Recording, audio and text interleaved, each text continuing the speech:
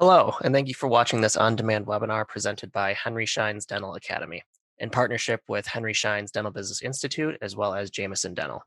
My name is Adam and I'll be your moderator. In this webinar, Carrie Weber will cover strategies on how to overcome your biggest barriers with regards to case acceptance. One note, Henry Schein is not offering CE credit for viewing this presentation. Carrie, take it away. Thank you so much, Adam, and welcome everyone. Thank you so much for joining me for another webinar through the Henry Schein Dental Academy webinar series. It's such a pleasure to be able to be with you, and I'm so grateful that each of you are taking the time out of your very busy schedules, your very valuable time to connect with me and to learn with me on this very important topic for your dental practices. Of course, we're talking about the ever popular subject of case presentation and case acceptance. In this particular webinar, we're going to be talking about it through the lens of some of those barriers, those stumbling blocks that you may find yourself running up against on a regular basis as you try to improve, as you try to connect with patients on a different level, as you help to educate your patients, motivate your patients, and ultimately activate your patients into treatment. That can seem like such a big obstacle to overcome, depending on where the patient's coming from in terms of their expectations, their needs, their sense of value for what you provide, right? So today we're going to dive into some of the areas that we as Jameson advisors working with practices all across the country on business systems, hygiene systems, and marketing efforts, how we see patients and practices struggling to find that common ground to help patients say yes to the treatment they want or they need. Seth Godin, who's a thought leader in the business world, says this: the challenge is to set up systems that are likely to create habits, not sprints that lead to failure. I love this quote because we at Jameson believe so firmly that when you have great systems in place and we work intentionally on our skill sets within those systems, that we can create more consistency in our practices, health and well-being, and our own personal health and well-being. We ultimately want to help you become more productive, more profitable, and more fulfilled in the work that you do. And the way most practices actualize that fulfillment is by connecting with their patients on a different level. We're not only clinicians providing that clinical care, but you fully recognize that what you have with your patients is relationship based. And so when we create systems and we work as a team on the skills necessary to successfully execute those systems, we can have more consistent success over time. And that's what we're really striving for, right? So let's work on creating systems and intentionally working on our skill sets that will help more patients seek you out for the treatment they want or need. Now, as we go through today's webinar, if you have questions, if there's anything that I mention as a resource that you'd like to receive, please feel welcome. This is my email, my personal work email. So you'll be coming straight to me through this email. Take note of this, take a screenshot, and please feel welcome to reach out to me with any of your questions or requests that you may have. If you'd like to have a conversation about your practice and how we at Jameson help practices with their case presentation and their patient experience, we could have that conversation as well. So take note of my email and let's dive into the content. First of all, it's important for us to understand as we start to try to achieve a different level of success in the patient experience, in case presentation, and ultimately in case acceptance, we need to get a clear idea of who your ideal patient is. A lot of times practices struggle because they don't have a great deal of clarity in their vision for their practice, what right looks like for you and how you want to practice dentistry, the kind of dentistry that you want to be providing for your patients, and ultimately a vision of who the right patients are for the kind of treatment you provide. You're not going to be the answer for everybody. And so it's important for us to gain clarity in who we are the right fit for, so that you start to send the right message out to the right people, but also that you start to create within your practice more of your ideal patients through your patient experience. Now, when I talk about your ideal patient, you may be thinking that I'm talking about demographics or behaviors, and it's really in the behaviors that I want to talk about what an ideal patient is. It's not who they are, it's what they do. They schedule and keep appointments. They say yes to treatment that's being presented. They complete that treatment. They pay for that treatment, perhaps not happily, but willingly they pay for the treatment. They stay active in your practice. And here is a magic one. They refer. I think you are probably agreeing with me right now that your best patients more than likely come to you by way of referral of other patients that are raving fans of your practice. They've already built a level of trust in what you're going to provide and a sense of value of what it is you bring to the table simply by the stories and the information they have received from someone they already trust in their personal lives. So we want to have patients that do these things, right? This is when you think of your ideal patients in your practice, this is more than likely what they're doing on a regular basis as committed patients of your practice. So at Jameson, we talk about 6 steps to effective case presentation. As we talk about these obstacles, these stumbling blocks that we're going to overcome, it's important that we know what the great kind of steps are to effective case presentation. We want to build the relationship. This starts from before they ever even call your practice, from what they're seeing online in their website and your online digital presence, to those referrals, those stories they're getting from your patients, the reviews, and so on, all the way through the way that you answer the telephone, the way that you are greeting them and sending them information and preparing them for their appointments, and so on. Establishing the need, this is when we are building value and building that need for treatment or ongoing care or relationship with your practice through use of photography, through our verbal skills, through partnering with that patient. If you join me in one of my previous webinars with Henry Schein on the patient practice partnership, we talked a lot about how we establish a need and build value and trust in this initial step. Educating and motivating, we're stepping into the presentation aspect of case presentation where you're presenting recommended treatment, asking for a commitment, really looking for that next step in terms of, yes, this is the type of treatment they want. Yes, they'd like to find a way to proceed, which leads us into making financial arrangements and ultimately scheduling that appointment.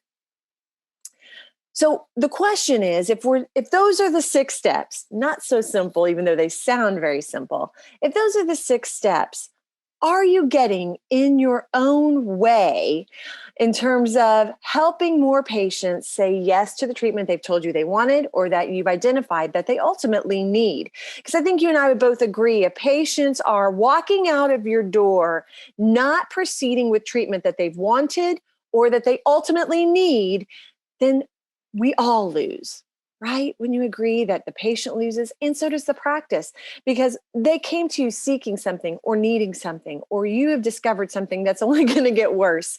So how can we get out of our own way to help patients find that way forward? Let's talk about those obstacles to care and how we can overcome them. Number 1, less than optimal treatment planning. Now, let me start by being very clear and upfront. I am not a dentist. I am not a dentist, and I fully recognize that you are the one, you're the professional, you are the expert that will be diagnosing the appropriate treatment for the patient. So when you know it's what they need, why would we recommend anything less than that? You'd be surprised at how often we find practices that perhaps they are caught in a mindset issue with patients' mindset of minimal acceptable care, or somehow found themselves in this kind of mindset, perhaps fear of presenting that treatment. We don't want to upset the patient. We want to avoid those kinds of conversations, whatever the case may be. We are providing less than optimal treatment planning. And therefore, we find ourselves in almost like in a hamster wheel, trying to make progress with these patients and just doing it little by little by little, exhausting ourselves, wearing ourselves out, straining ourselves in the practice in every way possible. So it's important to give yourself permission as the clinician, as the expert. This goes back to that patient practice partnership, permission-based treatment planning and case presentation. I'd like to be able to evaluate your mouth, Mrs. Jones, and put together what I would believe is the optimal treatment plan for your needs and for your goals. Would that be acceptable to you? And so that you can have permission to start with what would be ideal, the ideal way forward for what that patient needs. And those patients, if we can get those yeses along the way, they're not going to close off to that. They're going to be more engaged in the conversation because they've given you permission to do it in that way. And we want to be able to do more of that because that ultimately sets you up to achieve the kind of dentistry that that patient needs, to achieve more of the type of dentistry you want to provide. So let's get out of our own way and stop minimizing what is ideal for that patient. We want to be able to present that treatment by using photography of the patient and using before and afters of other previous cases similar to that patient, and being able to lead them through based upon what their goals were and what their needs are, using a combination of tools to help them see the value. This is my father, Dr. John Jameson, one of the founders of Jameson, who alongside my mother, Kathy, worked with our very first practices over 30 years ago. And a lot of the systems and skills and processes that we still build upon today at Jameson were started in his practice. And his approach to the patient experience and case presentation is founded in this: to offer the best dentistry possible, make the financing comfortable and affordable, and get out of the way. Let the patient have a chance to say yes to the very best. When you start to build those experiences and build the patient relationships in this type of mindset, everything can change because you are going to be engaging in a conversation with the patient, not just talking at the patient. The second barrier is an inconsistent use of photography. As I just mentioned, when you are able to use photography in these patient presentations and experiences, it's a whole different level of understanding, of retention, of processing the information. Because when you tell me, I might believe you, but when I see it for myself, seeing is so often believing. Psychologists have determined that we as human beings learn in a variety of ways. They call it the VAK learning styles. V standing for we learn visually. A is auditory, what we hear, and kinesthetic is what we touch. So if we as a practice can incorporate more of these types of learning in case presentation and patient education, the learning will be more successful, more consistently for all of your patients, because we're tapping into the way they process information, what I see, what I hear, and what I touch, or what I am experiencing through the journey, walking through it, that patient experience. It's important to understand that the large majority of the learning styles is visual. The majority of the population considers themselves visual learners. So that goes back to supporting photography. Do you have intraoral cameras for every provider in your practice, including hygienists? Do you have cameras for everyone? And is everyone using the cameras on all of your patients, including hygienists? When you have patients coming in with dentistry that is diagnosed and incomplete, are we making a point in the hygiene appointments to take a photograph of those areas? Pull that up on a big screen so that it's ready and up front when the doctor comes in for his or her evaluation of that patient. That makes a much more impactful experience for the patient, and it helps them to see what exactly is happening in their mouths so they can make better decisions for themselves. So often, practices are grossly underutilizing photography. And this is going to be a turnkey for someone that decides this is your one thing from your webinar. You're going to go back to your office and you're going to work as a team doing some hands-on training and getting more adept at using that tool more quickly.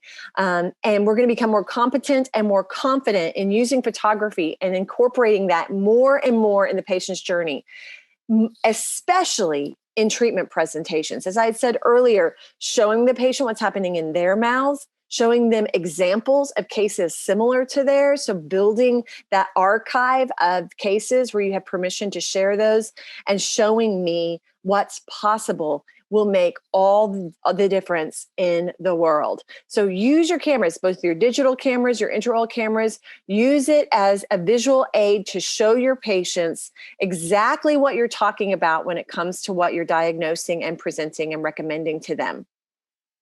The third obstacle that we find is a big one, your gaps in communication skills. And this runs the gamut in a lot of aspects of the patient experience.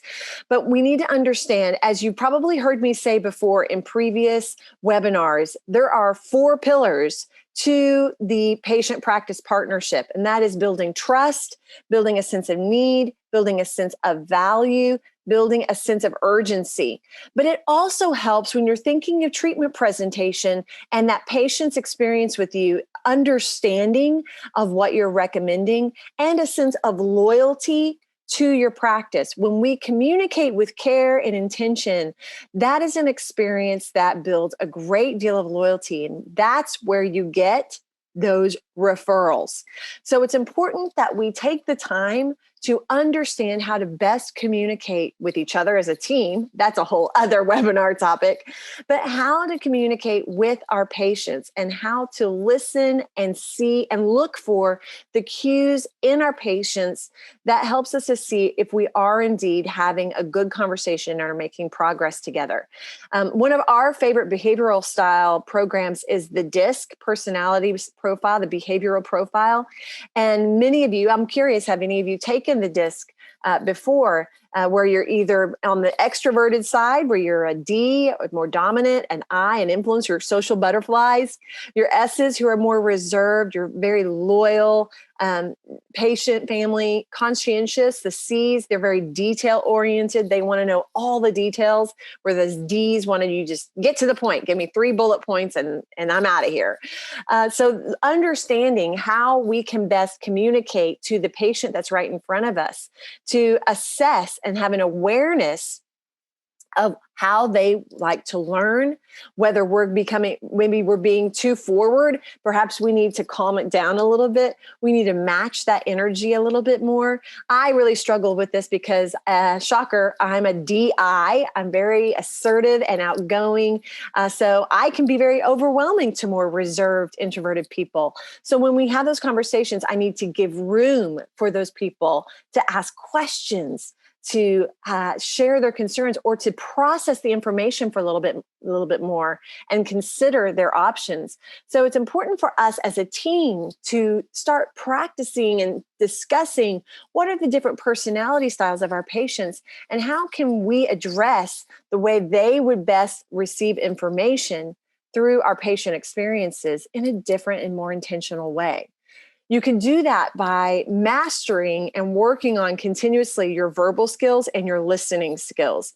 It's important for us to be able to not only communicate effectively with a heightened level of vocabulary to build value and trust with our patients, but that we are able to listen to what the patient has to say, asking questions and listening, and then feeding back to the patients what they are saying to make sure message sent is message received, especially when we're asking for their goals. Because if we can tie their goals and expectations into the entire experience, it's a much more impactful experience for them.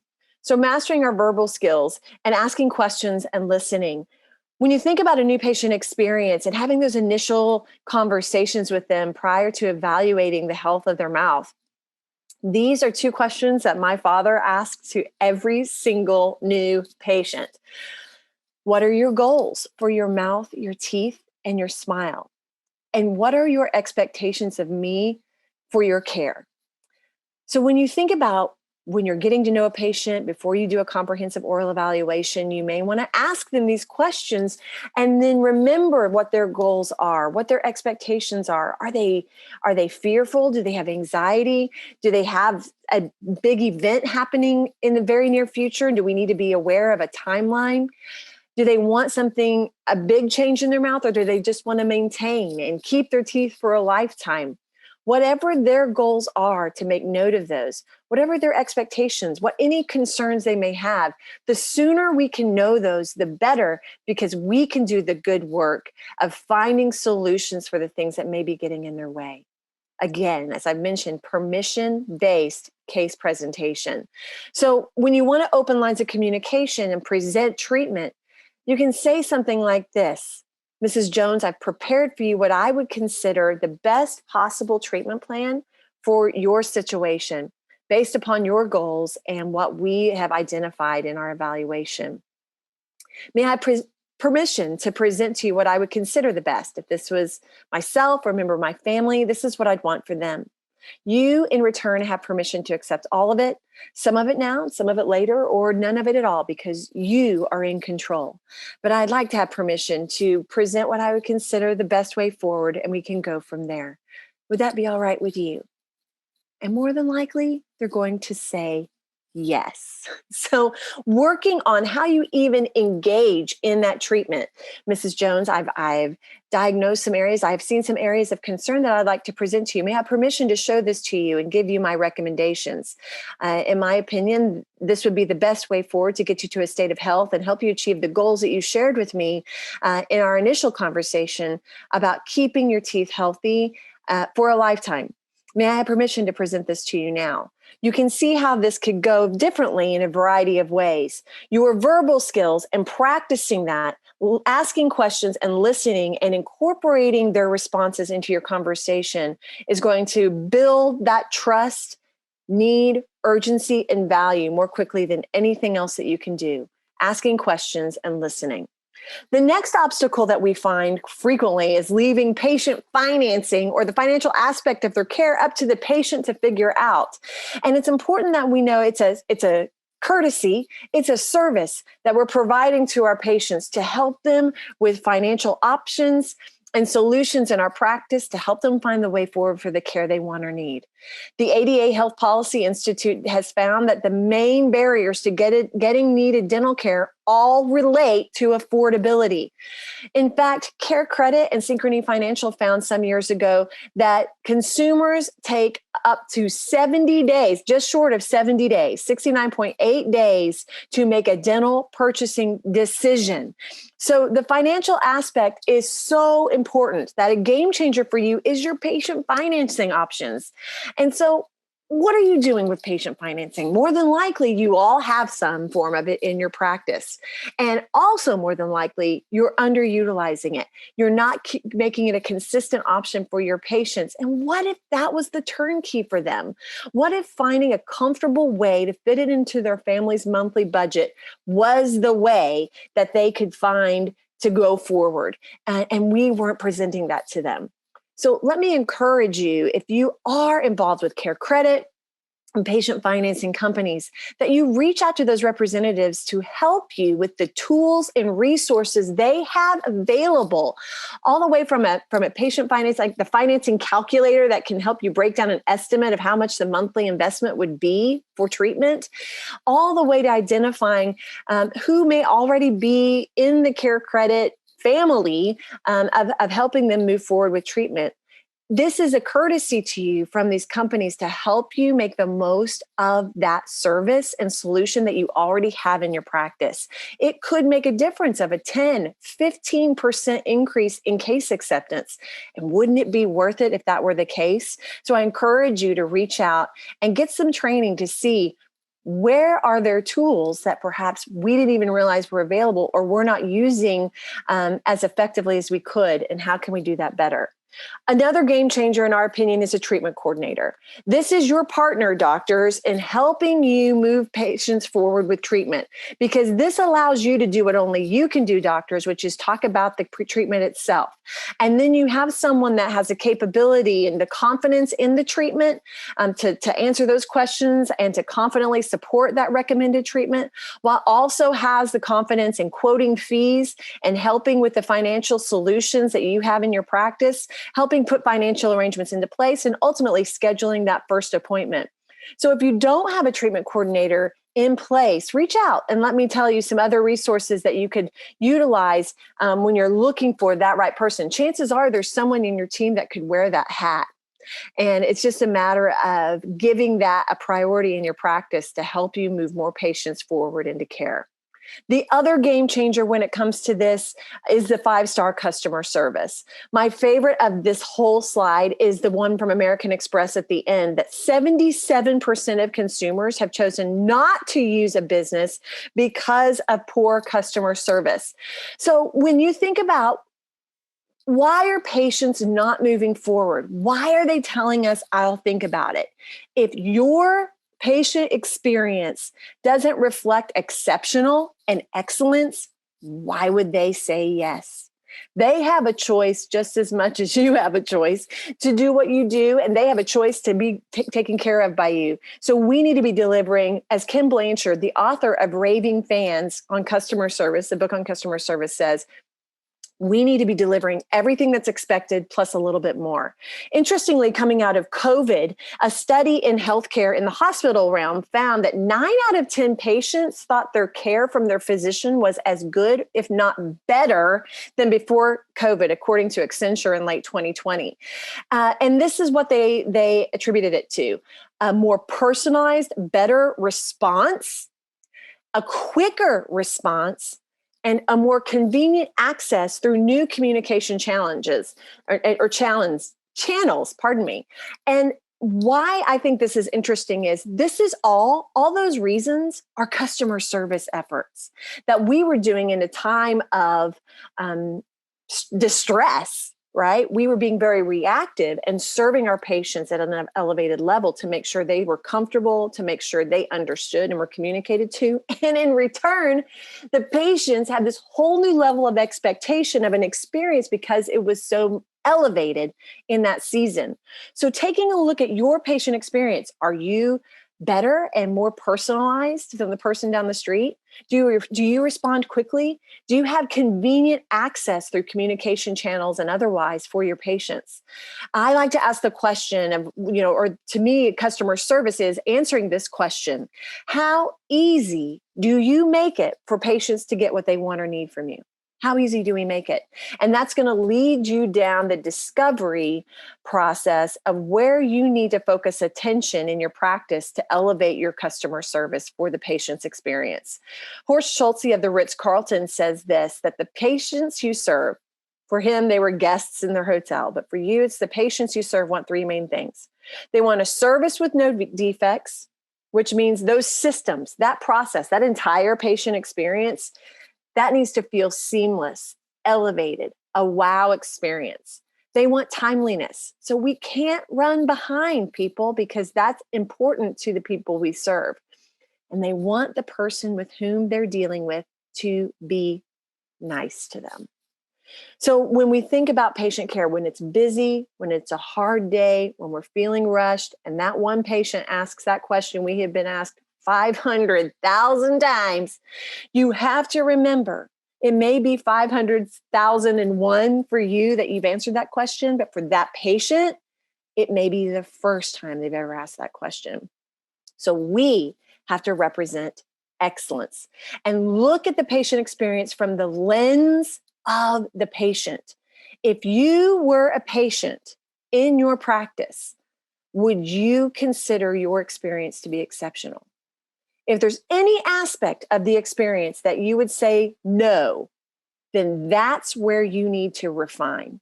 The next obstacle is lack of preparation and prioritization.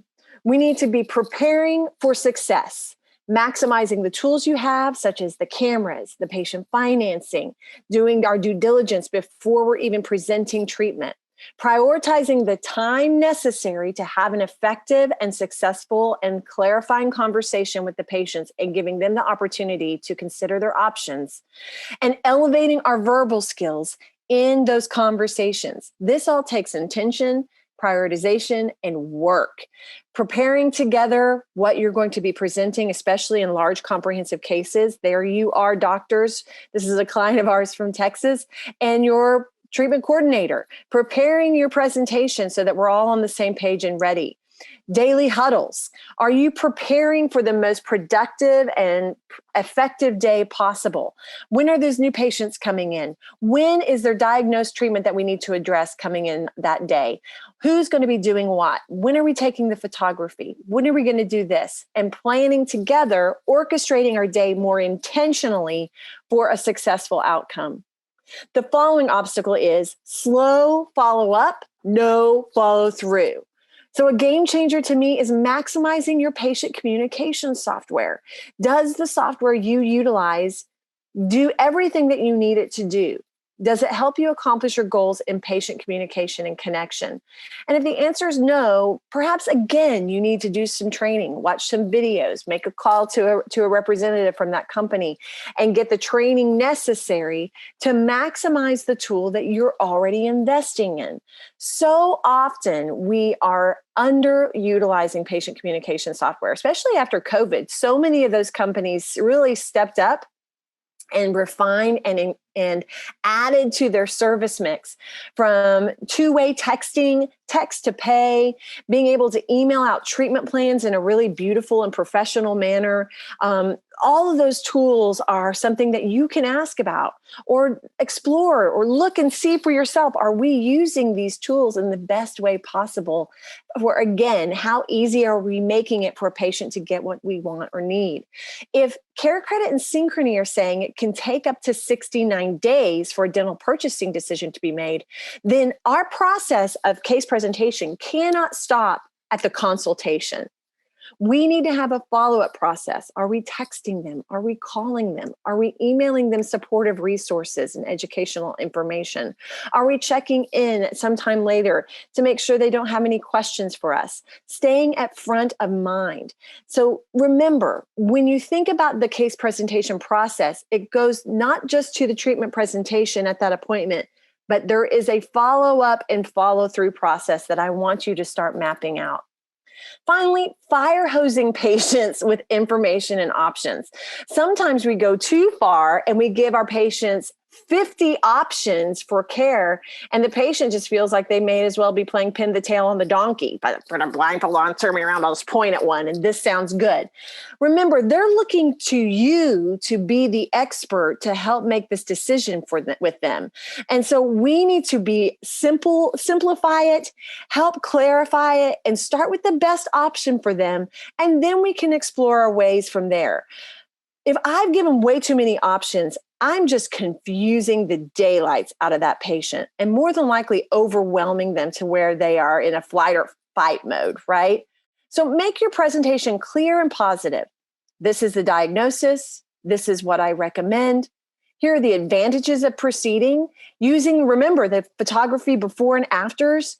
Here are the disadvantages of not proceeding, the benefits and the risks, especially if it's a state of disease that we need to be taking care of. Asking for that commitment. Mrs. Jones, is this a type of treatment you would like to receive? Mrs. Jones, would this meet your goals for the type of care that you want? Mrs. Jones, do you see any reason why we shouldn't go ahead and schedule that first appointment? And then, of course, working with your treatment coordinator to define that financial responsibility and scheduling that first appointment. Remember, we want all financial responsibilities clarified and that financial agreement in place before we do any dentistry, so that we make sure the message sent is message received. We all understand. We have our responsibilities all lined out, and no miscommunication is happening. This is our dear friend and client, Dr. Mark Hyman, who says, from his perspective of case presentation, that the moment he stopped telling people what they needed and started asking people what they wanted, everything changed. And so we have to start shifting our mindset from being tell. I know what you want, so I'm just going to tell you, to involving the patient, asking them what their goals are, asking for permission to present what would be ideal, and involving them in that conversation. Don't be afraid of objections. Don't be afraid of questions. Those are gifts. That tells me that you're still interested, that you too want to find a way forward for this care for you. And so my goal is to be as confident, as prepared, and as competent in this conversation to help lead you to a solution. So as you think about those stumbling blocks, as you think about case presentation and the patient experience in your practice, where are you hitting those barriers? And are there ways that if as a team, in our team meetings, as we're training, as we're reviewing what we do now versus what we want it to be, what ideal is, what is the first step that you can take? Perhaps it's having a team meeting and walking through your practice and evaluating your facility and the experience itself from the lens of the patient and determining where we can elevate that patient's experience and perception. Perhaps it's doing some training with a service, a solution, a software, a tool that you already have in your practice so that you make it better and that you can maximize it even more. Perhaps we need to do more photography. Perhaps we need to be more intentional about patient financing. Perhaps we need to do better with our follow-up. Perhaps we need to work on our verbal skills.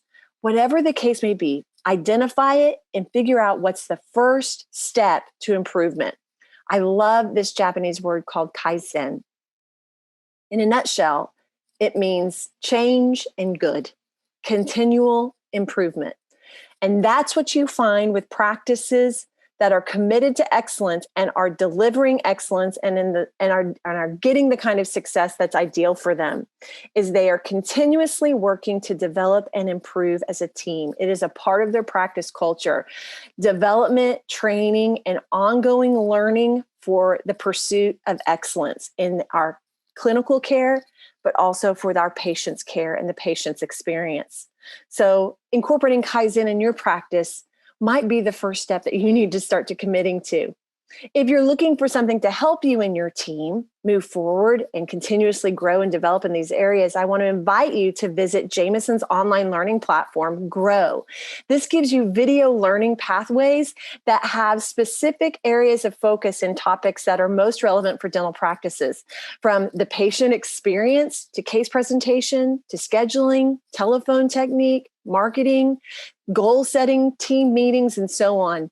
You can have resources and short video lessons that you and everyone on your team can go through to get everyone on the same page of what an ideal experience and what systems could ideally be like in your practice.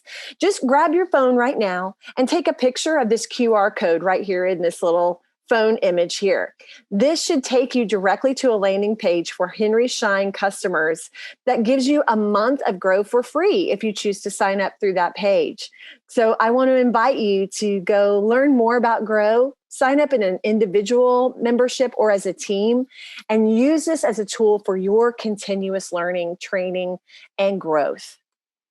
And then if you have interest in speaking to me directly about your practice and about what Jameson coaching for practices looks like, it would be my pleasure to schedule a discovery session with you to talk about your practice, where you are right now, what your goals are for the future, and explore ways that Jameson and Jameson advisors could help you get closer to your ideal practice vision. So you can reach out to me in any of these areas that you see here on the screen, and I will look forward to having that conversation with you.